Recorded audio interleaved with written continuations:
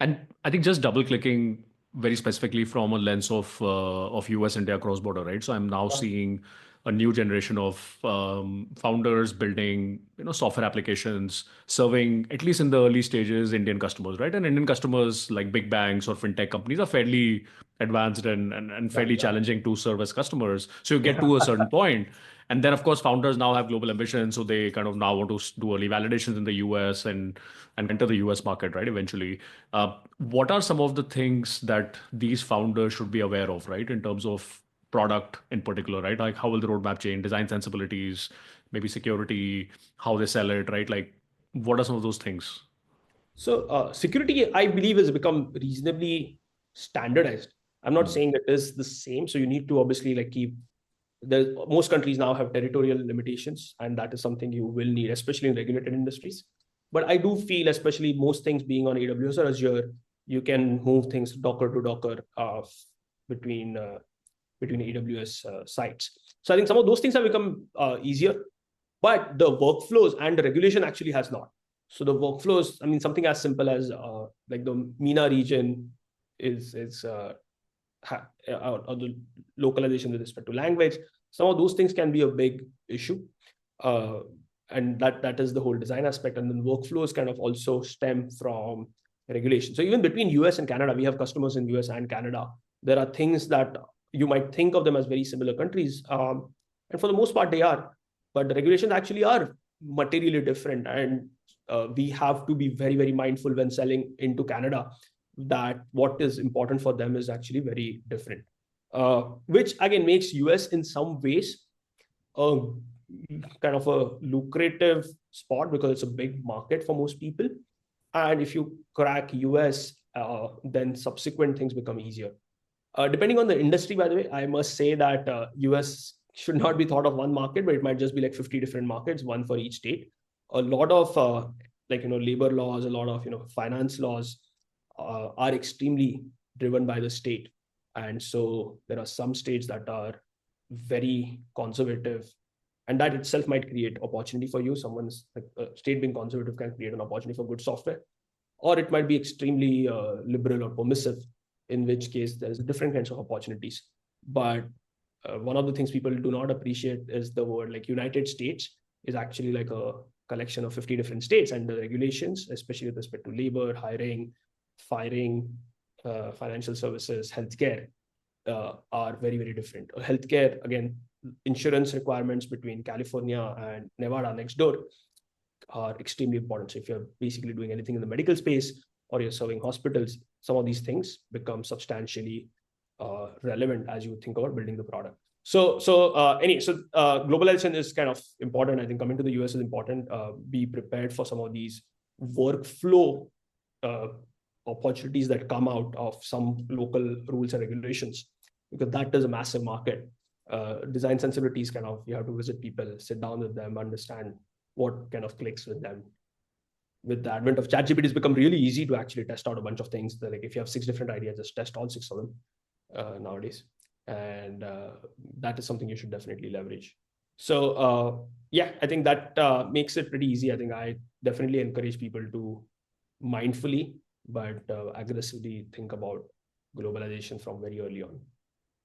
And I think in your case, you were fairly immersed in the US ecosystem. I mean, you were kind of working here, you went to school here, but specifically from in terms of attacking financial services as a vertical, and if the founder is offshore, right? If the founder is actually still in India, Yeah. has good customers, has a product team, maybe is shuttling, spending some time here in the US, is it actually even possible to really build like a scaled financial services company without moving to the US physically and the CEO being here?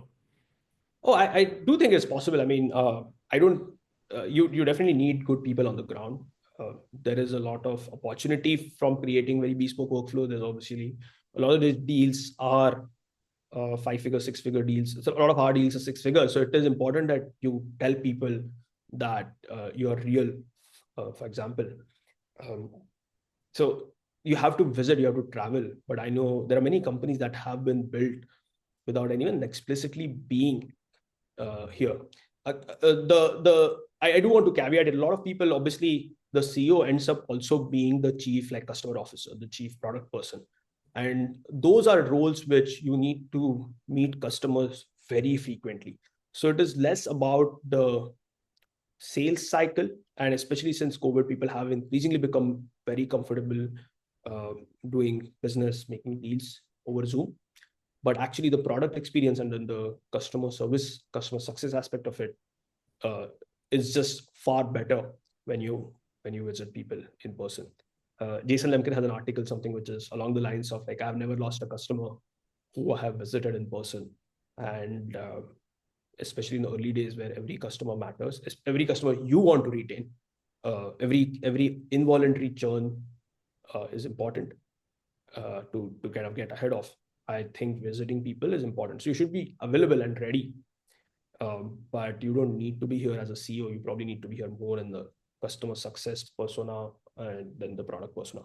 But again, if you have like someone who can do those jobs, uh, yeah, more power to you. Yeah, no, that point resonates so much with me. In fact, I've kind of written multiple blog posts around quote unquote getting on the plane, right? Yeah, And there's something I've done, in my past operating life as well, where just showing up in person is yeah, it just the amount of things you can move is just insane. And a lot of kind of younger founders sometimes don't appreciate the value of that.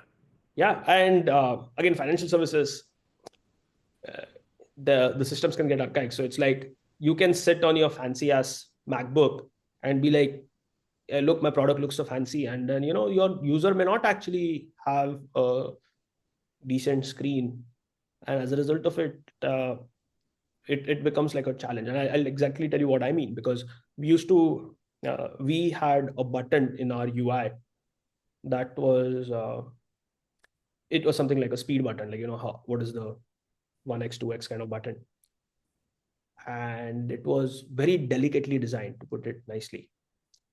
And obviously none of us observed a problem because we were all sitting on retina screens.